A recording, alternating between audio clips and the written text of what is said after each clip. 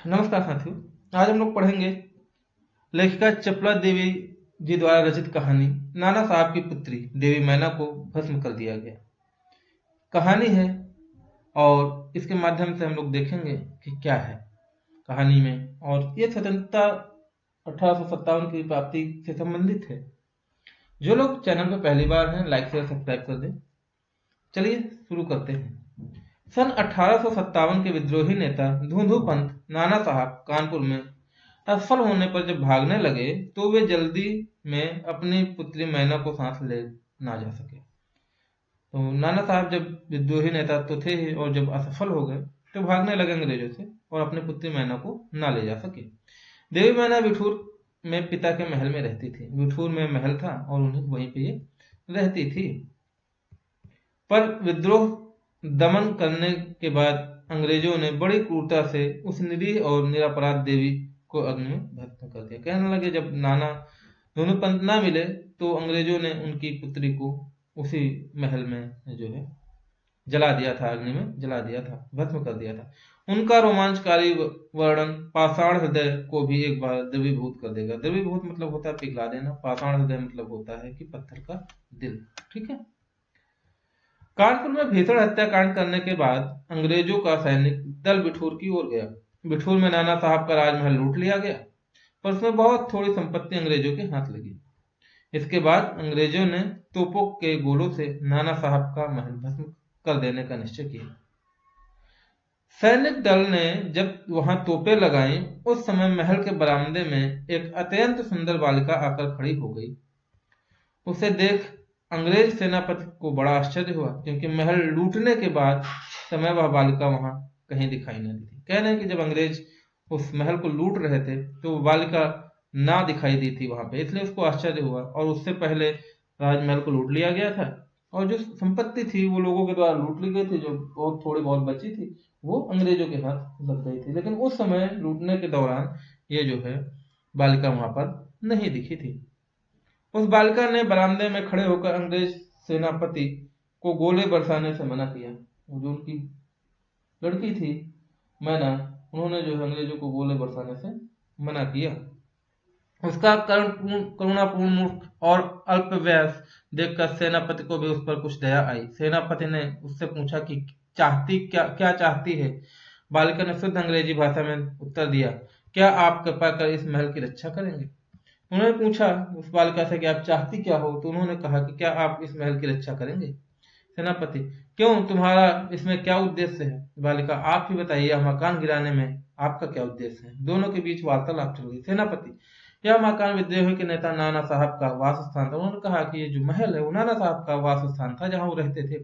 सरकार ने इसे विध्वंस कर देने की आज्ञा दी है। बालिका, आपके विरुद्ध जिन्होंने शस्त्र उठाए थे वे दोषी हैं, पर इस जड़ पदार्थ मकान में आपका क्या अपराध किया है। मेरा उद्देश्य इतना ही है कि यह स्थान मुझे बहुत प्रिय है, इसी से मैं प्रार्थना करती हूँ कि इस मकान की रक्षा कीजिए। लड़की ने कहा कि यह स्थान जो है मेरे लिए बहुत ही प्यारा है, इसलिए मैं आपसे रिक्वेस्ट कर रही हूँ कि इसको जो है छोड़ दिया जाए। सेनापति ने दुख प्रकट करते हुए कहा कि कर्तव्य के अनुरोध से मुझे यह मकान गिराना ही होगा। उनको जो ऑर्डर दिया गया, उन्होंने कहा सेनापति ने कि मुझे गिराना ही होगा। इस पर उस बालिका ने अपना परिचय बताते हुए कहा कि मैं जानती हूँ कि आप जनरल हैं, जनरल हैं। ये नाम जो है जनरल, ये जो है वो जनरल का नाम है।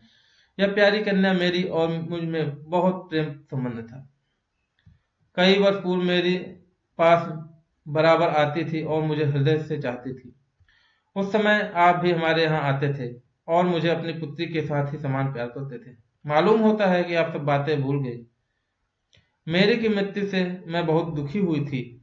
उसकी एक चिट्ठी मेरे पास अब तक है। लड़की ने बताया कि बहुत अच्छे संबंध थे, और जैसे आपकी पुत्री थी वैसे मैं भी थी, और आप सब लोग मुझे बहुत प्यार करते थे। मेरी की चिट्ठी है मेरे पास में। जब उसकी मृत्यु हुई तो मुझे बहुत दुख हुआ।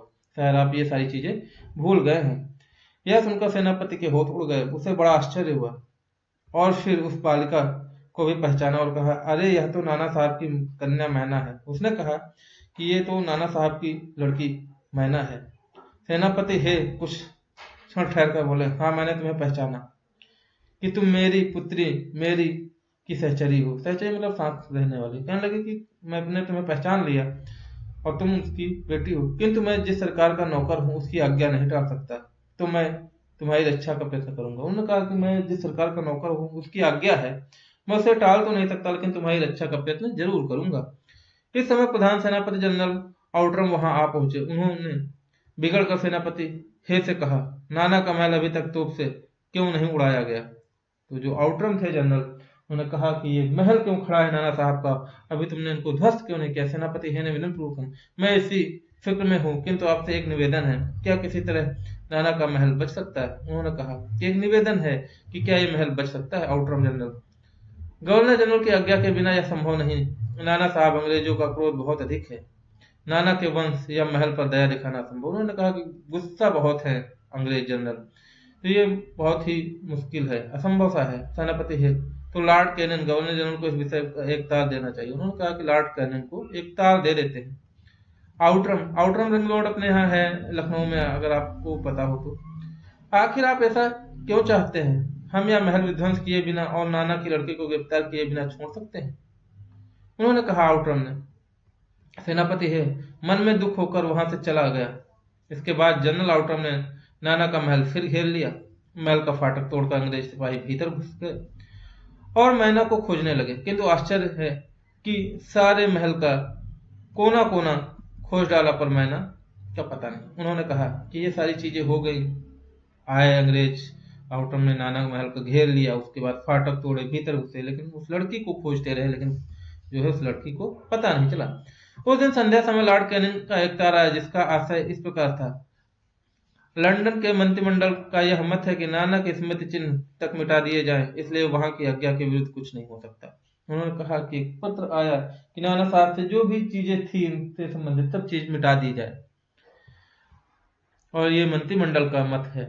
उसी क्षण क्रूर जनरल आउटरम की आज्ञा से नाना साहब के विशाल राज मंदिर पर तोप के गोले बरसने लगे। घंटा भर में वह महल मिट्टी में मिला दिया गया। कहने लगे उसके बाद आउटरम ने जो है ऑर्डर दिया और वो महल मिट्टी में मिला दिया गया, मतलब विध्वंस कर दिया गया उसका। उस समय लंदन के सुप्रसिद्ध टाइम्स पर पत्र में 6 सितंबर को यह एक लेख लिखा गया, बड़े दुख का विषय है कि भारत सरकार आज तक उस दुर्दांत नाना साहब को नहीं पकड़ सकी, जिस पर समस्त अंग्रेज जाति का भीषण क्रोध है। लिखा था न्यूज़पेपर में कि भारत सरकार ने नाना साहब को नहीं पकड़ सका, और जिससे सभी अंग्रेज बहुत ही क्रोधित हैं। जब तक हम लोगों के शरीर में रक्त रहेगा, तब तक कानपुर में अंग्रेजों के हत्याकांड का बदला लेना हम लोग न भूलेंगे। उस दिन पार्लियामेंट की हाउस ऑफ लॉर्ड्स सभा में सर थॉमस हे की एक रिपोर्ट में बड़ी हंसी हुई, जिसमें सर हे ने नाना की कन्या पर दया दिखाने की बात लिखी थी। क्योंकि जो हे थे वहां के ऑफिसर अंग्रेज की सेना के, वो थोड़े घरेलू संबंध की तरीके से थे, इसलिए उन्होंने दया दिखाने की बात की थी, और मानवीय दृष्टिकोण से ये बहुत बड़ी बात थी और होना भी चाहिए था, लेकिन ऐसा नहीं हुआ। और उन्होंने जब रिपोर्ट प्रस्तुत की तो उनकी हंसी उड़ाई गई पार्लियामेंट में। हे के लिए यह निश्चय कलंक की बात है, जिस नाना ने अंग्रेज नारियों का संहार किया, उसकी कन्या के लिए क्षमा। अपना सारा जीवन युद्ध में बिताकर अंत में वृद्धावस्था में सर थॉमस हे एक मामूली महाराष्ट्र बालिका के सौंदर्य पर मोहित होकर अपना कर्तव्य भूल गए। उनको इस तरीके से बताया गया जो थॉमस हे हैं, उन्होंने महाराष्ट्र की बालिका पर के सौंदर्य पर मोहित हो गए और अपना कर्तव्य भूल गए। हमारे मत से नाना के पुत्र, कन्या तथा अन्य कोई भी संबंधी जहां मिले मार डाला जाए। उन्होंने कहा कि हमारा तो ये मत है कि नाना से संबंधित कोई भी हो, उनका पुत्र हो, पुत्री हो, या कोई भी हो, वो तुरंत ही मार डाला जाए।